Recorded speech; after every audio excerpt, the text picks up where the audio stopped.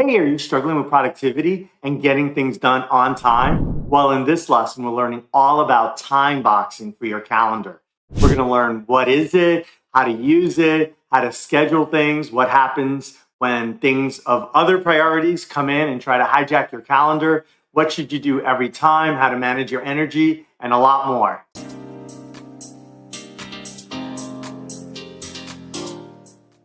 Hi, I'm Angel from RTCourseExperts.com, and we help creative teachers with tech for their online courses, their membership communities, and coaching websites. In this lesson, we're learning all about time boxing so that you can manage and improve your productivity. We're going to learn what is it, why should you use it, we're going to talk about how to use it, how to set it up, some technical details, some real expert tips. Then we're going to go over an example that's just for creative teachers. And finally, we'll wrap up and summarize our top tips. Let's start off with what is it? So time boxing is a time management process where you reserve time slots for planned or scheduled tasks. So for example, you know that every Tuesday and Thursday at 10 a.m., you do a certain thing. And it's on your calendar. That's when you work. So you have a to-do list, but the time boxing and the calendar really drives what you focus on and what you get done every week. Why use time boxing? Well, it helps you be more productive by using the calendar to tell you what to work on and what to not work on, right? So you're probably going to have a to-do list. So you got, either your to-do list or your team's to-do list. You're using Asana, Monday, ClickUp, whatever. And so you have this backlog of things. So when you get up, you're not going to just look at email and social media and then that inspires you to do certain things. No, you already know the night before what you're going to do. And the afternoon, before you even start the afternoon, you know what you're going to tackle. It's on your calendar. So basically, you're going to take your tasks that are most important to you and you're going to block them out. You're going to time box them on your calendar. You're going to put them ahead of time.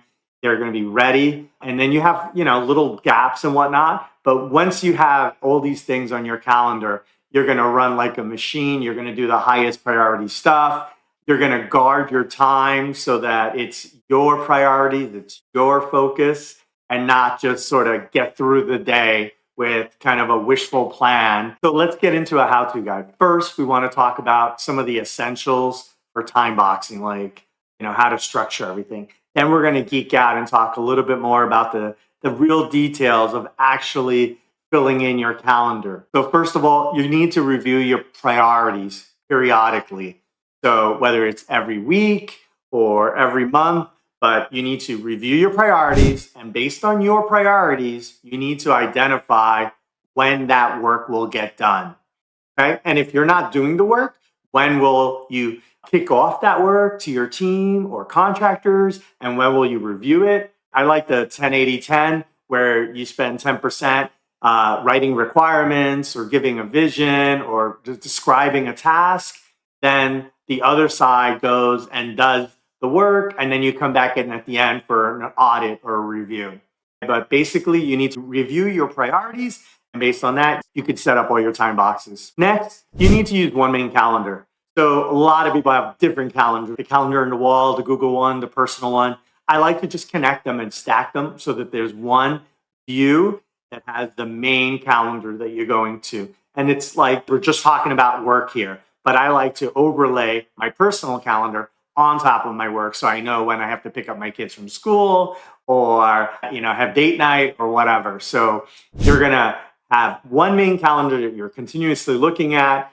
It's the same one that's on your mobile phone, it's on your desktop, it's different places, and it's this one calendar that's in sync. So you're not looking at all these different separate calendars. You could be looking at different calendar views on this one calendar app, right? This one calendar, you go to Google Calendar, right? Or your Hotmail calendar or your Outlook calendar, whatever it is. But there's this one place that you're constantly looking, and that's how you're getting through your days. Your priorities should definitely map to blocks. So you're going to have kind of theme priorities, things you might be working on that might take several months. You might have priorities for the month. Maybe you're closing the books or you're trying to launch a a new course, whatever those are, you need to then map those priorities into time blocks, into tasks, of course. And then you're going to take those priorities that you know about, they're going to already be in your task system, right? Prioritize 1, 2, 3, or urgent, high, medium, low, whatever it is, you want those to map. So you're going to cover the big goals for that week or sprint or month or year or whatever it is. And then, of course, you're going to have some priorities to keep your business alive, right? To close the financial books, to have one-on-one reviews or one-on-one meetings with your team. So you're going to have to schedule in some time, but that stuff doesn't have to happen every day, or maybe it's every other week, or especially if things are okay, right? If things get tricky, then you make a higher priority, and then therefore you are meeting more frequently, and you have a calendar that supports that you need to meet more frequently with tricky teammates, right? Or if things are cool, then you let it ride and you're meeting less frequently, and then you're using your other time to do higher priority things. The next concept is leveraging theme days. So these are just certain days that you know that you do certain things, and you can like batch them up, you can do them back to back, and it just kind of gets your brain in the mood, right? So maybe it's a creative day, or maybe you're working on your community or your website. Whatever it is, you may want to have theme days. So as an example, you may also want to do project management days, right? Where on Mondays you kick off tasks to your whole team, or no matter what, Fridays is course day, or Wednesdays is content day. That's when you bang out all your social media, you record your videos, and everybody on your team knows that that's what you do. So everybody's before that and during it and after, everybody knows that you have that Wednesday content day, right? So think about that. And then also on your calendar at the very top for the day, it's not going to be blocked as an hour or 2 hours. It's just blocked for the day. Just like you might have a holiday that's blocked for that notifies you that on a certain Thursday you have a holiday day, well, or a day off. Well, you're going to also just put those recurring reminders for theme days, like Mondays is project management or Wednesdays is content. And then just leave that there just to remind you and set the tone as you create the blocks that fill in that day. And once you have these time blocks and theme days identified, you're going to want to let the team know, right? So that people know on Mondays you kick off, or if they're trying to do this one-off meeting with you, you could say, hey, aren't we meeting on Thursday? Why don't you let's talk about it then, right? So that people don't hijack your calendar, they don't hijack your priorities, your schedule. You can kind of group them in. Some people say, hey, hey, that's great. Add that to Slack or Discord, or add that to our notes, and we'll discuss it on that slot. So now you're protecting your calendar from interruptions. You're not responsive. And by time blocking, you're setting your priorities and what you're going to work on. And the final high level thing is really you got to protect your time blocks. So you have them there. And yeah, every once in a while something happens, right? You got to pick up the kid from school, your washing machine breaks, whatever it is that's happening in your life, and you need to adjust. But in general, for just low, medium priority things, you got to guard it. You got to guard your time. Oh no, I'm working on this. I could see you after. Or even if you're working on it, right? You can kind of lie to yourself and say, no, I have to do this thing. I'm meeting with myself, right? So I got to do this thing. I got to create that content, but I can meet you after, or hey, on Wednesday I have a slot, or Thursday afternoon, right? Maybe you don't want to give up your value based on your body type. You're not giving up your best slots, but guard it. And if you must move a time block, try to don't delete it, right? Try to move it. All right, fine. I'll complete the finances tomorrow morning before I start, or tomorrow afternoon, or I'm going to work during lunch. Or so take that calendar item and just shift it. Or maybe you move it to the same exact date time the following week, so you don't lose that task and you try to recover, right? But in general, try to hold firm. Everybody in your team knows, and it's your calendar. When you're working with clients or partners, you can let them know, oh yeah, I'm busy at that time. You don't have to tell them why, or you could, but you don't have to, right? It's your calendar. Just say, I can't write that, and you stay with your time blocks, and you're going to feel really great. at the end of the day getting all that stuff done. All right. So let's get into the technical advice about how you actually structure this stuff on your calendar. So don't just have a block one, block two, right? You're going to give it names. You're going to say work on, growth course, work on sewing course, whatever it is, right? You're going to be very specific. You're going to give it a name, and everybody knows on your team, and so that on the weekend when you're thinking about what am I going to do this week? Oh yeah, I'm going to totally work on that new sewing course or 3D animation course, whatever it is, right?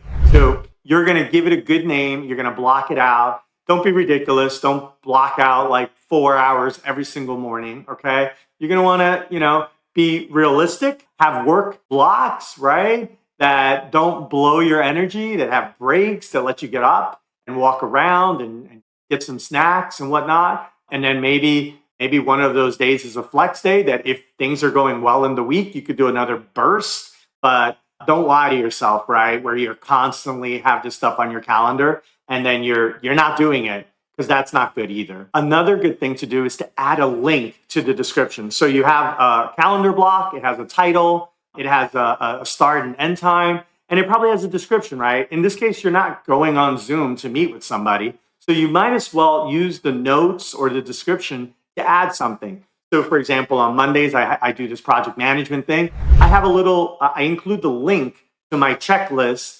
on that time block. So, hey, I'm going to work on project management stuff. And then if I click on it, it opens up my Notion doc that has, okay, here are the 7 things I need to do. And it's like every week I do it. But I could tweak the procedure. So there might be other things too, right? Maybe you have a coaching client. So in that meeting slot, you might as well include the link to your CRM or your wiki or, Confluence or whatever page you have, right? Evernote. So that you have information about the client. Maybe it opens up a Google Drive folder. So the point is that you're adding a link to those meeting invites that are all those different time blocks that you have on your calendar. Again, don't make these meetings giant. Don't be ridiculous and have like an 8-hour block, right? Have a variety of 1 or 1.5 hour blocks, have breaks. Literally, like they're not stacked. Like there's you could see it. There's like a 15-minute gap where you get off your butt, you walk around, you go get water and bathroom and have a snack and then come back. So include those breaks. They're great to keep that energy flow going. All right. And that way you're setting realistic time blocks for you to work on your creative business. Next, when it makes sense, use repeating schedules. So all calendar programs you can have a one-off event on Tuesday at 10 a.m. Or you can have a recurring one that's basically you could recur across the week, like Tuesdays and Thursdays. You choose what's your cadence. And then you can also have repeating like every week. So every other week, every single week, every 4 weeks, the first Tuesday of the month. So use those extra tools to just start to lock in your calendar. And then when you need to, you shut it down, right? Like maybe that thing is done. Finally launch that awesome community course for musicians or whatever it is. So when you're done, right? Or use that slot for something else. But use repeating schedules. And then there's some stuff that's just evergreen, right? You're always, doing your bills and some administrative, and you're always maybe every week you're gonna check out your marketing, your social media profiles, make sure everything's good, see if you got any direct messages. So you're gonna have some recurring stuff. And then for projects, it's gonna recur for a while, and then you either shut it down, and that's cool. And don't forget, at the end of the year, you should do a review and clear out some stuff like, hey, you know what? I don't need to talk to that person every other week anymore. Let me downgrade it, or hey, we're done. Let me just clear out my schedule. So you're going to have those repeating schedules for essentials, repeating for projects. And then, of course, later you're going to archive, just like folders in your brain, right? You're trying to free up your brain. So you're going to clean out your schedule as well. And most calendar programs have colors, right? So it might not be like a full-on palette, but maybe you can get, 5, 10 different colors. So use those colors, right? Whatever color system works in your brain. Maybe it's like a red light, green light, yellow light, or I like to flag FYIs, like I'm traveling, or hey, I'm being informed about a meeting, but I'm not going to attend it. So I'm going to flag that as gray. So use your yellows and grays as like almost like post-it notes. And then you have like bold and dark, bright red that, these are meetings you must do. Maybe it's your priority. Maybe it's overlaid with family stuff that you will not miss date night or your kids' games or whatever. So again, use those colors and then come up with your own little system. You don't need like 7 colors, like even just 3 that you could quickly scan, like what's popping. That would be wonderful. Like, again, don't overdo this. You got time blocks, you got a bunch of blocks.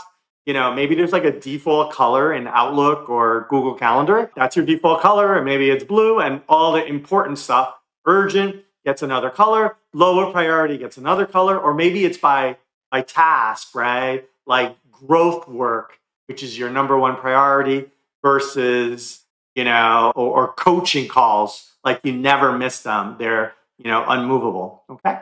And the final detailed advice is really about leveraging your natural rhythm and energy, right? So your body at a certain decade or age, maybe you used to stay up crazy late, or maybe you get up super early.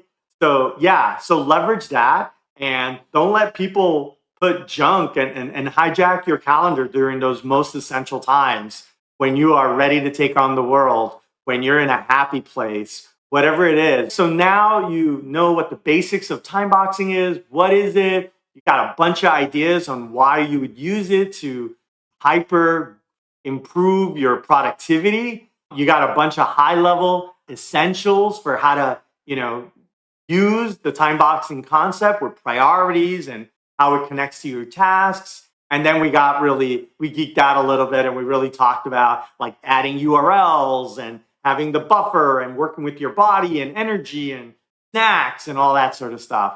So that's going to really help you out. And again, maybe this is like a lot and you just start off with your normal calendar, but just, maybe there's a handful of items every week that they're blocked and you practice not moving them and they're your priority items. And that's a great way to start with time boxing to level up your productivity. Hey, just a quick reminder, you probably found us by looking for ideas on how to improve, or maybe you're trying to fix a problem for your course, your website, or your community. But before you forget, please subscribe to keep learning and maybe share this with a bestie. You rock.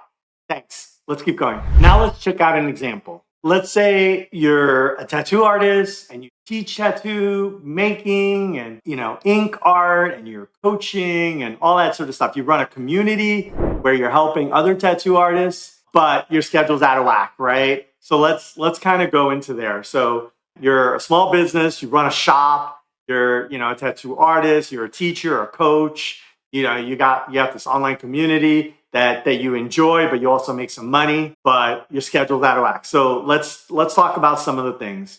So let's go over some kind of priorities and then connect them on maybe how you would adjust your calendar to support those priorities. Again, remember, we're starting with your priorities. It's like a to-do list. So you're going to have a to-do list. These are bigger things. These are epics. These are, big milestones that you're going to do. You're going to figure out those priorities. And then from those priorities and those tasks, you're going to then adjust your calendar to support them. So first of all, you might have family time, right? So you have family time with different people in your family. I'll just say M, Z, C, R. These are different kids. So you got to work that into your schedule. So maybe there's certain days that you leave early, or you every day at a certain time, you do a certain thing. So that's the first one. So maybe in the morning, nobody can hijack your calendar. You need to get those kids to school, or you need to take that kid to dance or soccer or whatever. So you're going to block out those things. And yeah, sure, when you're there, maybe you might multitask or whatever a little bit here and there, but you're there for your kids and you made that a priority. So you're blocking those areas of your calendar. And then another priority for this tattoo artist is creating a new tribal art course, right? So they're studying, they're documenting, they're recording videos, they're showing of their actual work, not just slide work, but actually them doing it. And so there's like this cool studio with 2 cameras But anyways, the point is that they want to record this and create this new tribal art course. So for that course, they're gonna, block it out. They're number two priority after family. So they're going to do that when they're full of energy. They're going to maybe do almost every day, Monday, Tuesday, Wednesday, etc. They're going to block out that new course. They're going to work on it. And, you could write new course. You could write, tribal course, create course. You could even adjust it, like record videos or create slides. So you're a little more specific just to really motivate you and block out what you should be doing at those times. Next, the third priority for this business owner is that they have a community. There's this whole online community with chat rooms for different stages, beginners, professionals, people who are looking for jobs or not sure how to do a certain style or technique. Well, there's this whole great community that you own, you run, and you want to grow it. Maybe you're stuck at like 250 members and you're trying to grow it. So you want to find time to work on that. So maybe you're going to poke them or give them resources or create resources or increase your packages. And maybe one package has kind of like one-on-one chats or whatever. So you're going to block that out. It's not your first priority. It's like your third priority, kind of important. But so you're going to find, maybe you decide Mondays and Wednesdays, you're going to work and you're going to do community work. You're going to answer questions. You're going to do prompts.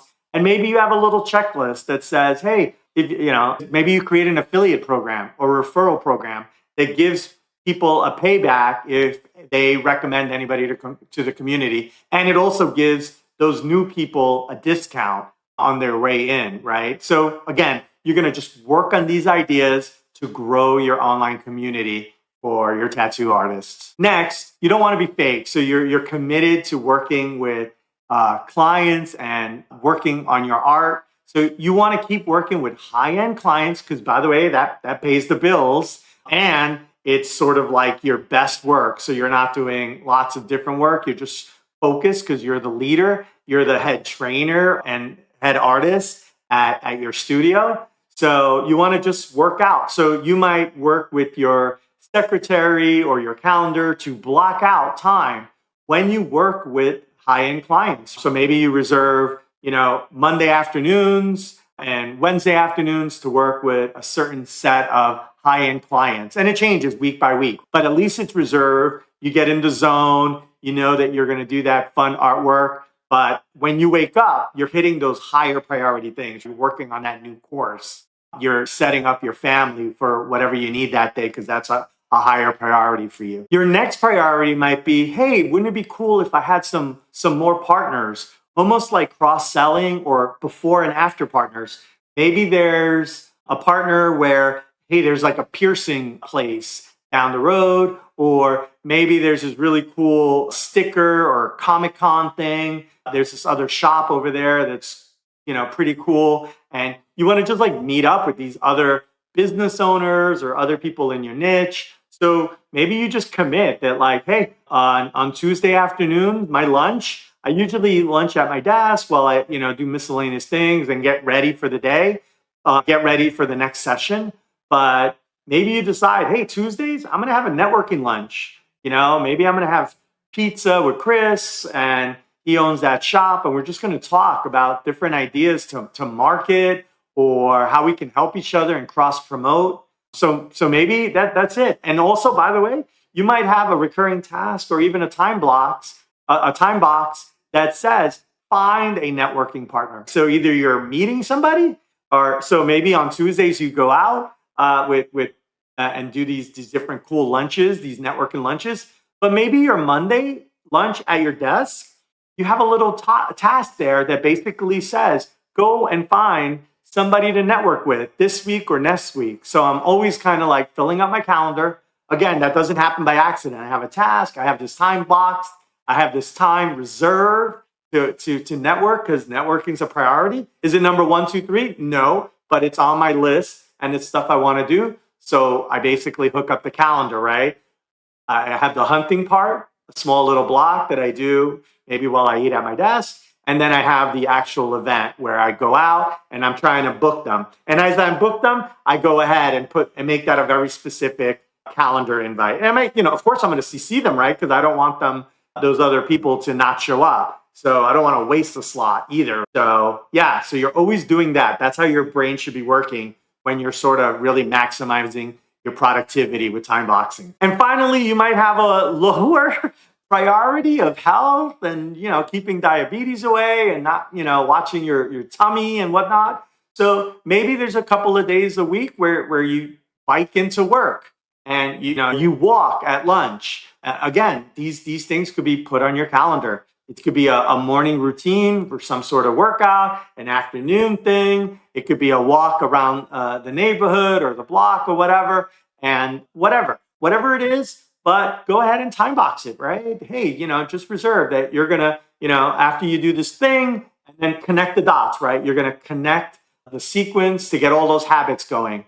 So you're going to connect them. You're going to have it on your calendar to trigger it. Your brain is going to know, oh yeah, every Monday morning I do this, or every Friday afternoon I always, walk home instead of taking the bus or whatever. Or I always do the long dog walk on Saturday afternoons. Some people, by the way, also, they don't really time block on the weekends. They just really go all in on Monday through Friday and then let their creative brain just kind of free up and flow around wherever they need to on the weekends. And that's cool too. Time boxing ensures that the best use of your time is aligned and prioritized with your goals. So you're going to have these goals. They're going to either be on your task or your journal or your notebook, but then you're going to go ahead and put them on your calendar. Every once in a while, you're going to go ahead and refresh, right? You're going to update the calendar because things move around, but that's what time boxing is going to do for you. All right. So let's summarize. Here are the top things you need to know about time boxing. Okay. Time boxing, you're going to use calendar. You're going to watch what it is. You're going to have a certain set of blocks that are related directly to your priorities. You're going to try not to move them. If you must, keep it alive, shift it right, do it the week after. Don't shut it down. Don't keep moving your time blocks. Use your time blocks. You have it. Have a flow so that they're all connected.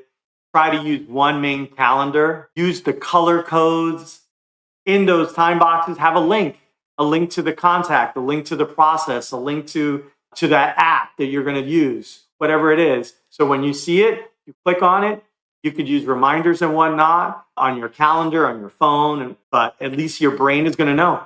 Every Tuesday at 10, you do this. Every Thursday is focused on, content, whatever it is. So have these themes, time blocks, all these things come together, and you're going to really start hitting goals. You're going to not have excuses. It's going to be right in front of you. The things that you want to do without interruptions, without you being responsive or reactive to all these other outside forces.